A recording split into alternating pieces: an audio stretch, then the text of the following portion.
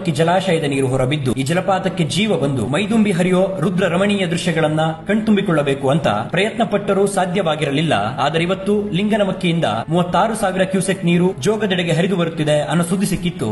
ಆತುರದಲ್ಲಿ ಹೊರಟು ಅಲ್ಲಿಗೆ ತಲುಪಿ ಅದರೆದುರು ನಿಂತಿದ್ದೆ.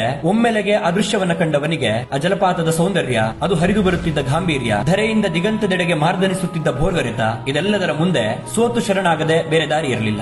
ರಾಜ, ರಾಣಿ, ರೋರರ್ ರಾಕೆಟ್ ಜೊತೆಗೆ ಇಡೀ ಸೈನ್ಯ ಸಮೂಹವೇ ಬಂದಿಳಿದಿತ್ತು. ವೈಭವವಾಗಿ ದುಮ್ಮಿಕ್ಕುತ್ತಿದ್ದ ಅವುಗಳ ರಭಸ ಅದೆಷ್ಟೋ ಧೂಮಕೇತುಗಳು ಒಂದೊಮ್ಮೆಗೆ ಬಂದಪ್ಪಳಿಸಿದಂತಿತ್ತು. ಶರಾವತಿ ನದಿ 4 ಸೀಳಾಗಿ 830 ಅಡಿಗಳಷ್ಟು ಪ್ರಪಾತಕ್ಕೆ ಬೀಳುವ ದೃಶ್ಯಗಳು, ಅದು ಸೃಷ್ಟಿಸುವ ಭೀಕರ ಶಬ್ದ ತರಂಗಗಳು ಹೃದಯವನ್ನೊಮ್ಮೆ ಕಂಪಿಸದೇ ಇರತ್ತ.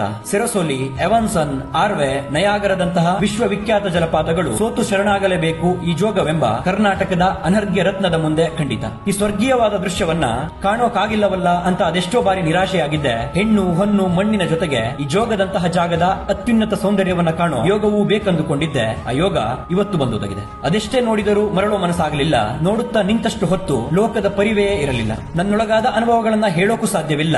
ಆ ಅನುಭವಗಳನ್ನ ಅನುಭವಿಸಬೇಕಷ್ಟೇ, ಪದಗಳಲ್ಲಿ ಅನುವಾದಿಸಿ ವಿವರಿಸೋಕಾಗಲ್ಲ. ಆ ಝರಿಯಿಂದ ಜಲರಾಶಿ ಭೂಮಿಯೆಡೆಗೆ ದುಮ್ಮಿಕ್ಕಿ ಆ ಘರ್ಷಣೆಯಿಂದ ಎದ್ದ ಧೂಮರಾಶಿ ಮುಗಿಲಿಗೆ ಮುತ್ತಿಕ್ಕೋ ದೃಶ್ಯಗಳು ಕಣ್ಣ ಮುಂದೆಯೇ ಪುನರಾವರ್ತಿತವಾಗುತ್ತಿತ್ತು. ಅಲ್ಲಿ ಕಳೆದ ಸಮಯದ ಲೆಕ್ಕವಿಲ್ಲದಿದ್ದರೂ ಮರಳೋ ದೂರದ ಲೆಕ್ಕವಿತ್ತು. ಇಲ್ಲಿ ಸಂಜೆಯ ಹೊತ್ತಿಗೆ ಈ ಜಾಗದಿಂದ ಅಗಾಧ ನೆನಪುಗಳನ್ನ, ದೃಶ್ಯಗಳನ್ನ ಸೆರೆ ಹಿಡಿದ ನನ್ನ ಪ್ರಯಾಣ ಅಲ್ಲಿಂದ ಮರಳಿತ್ತು.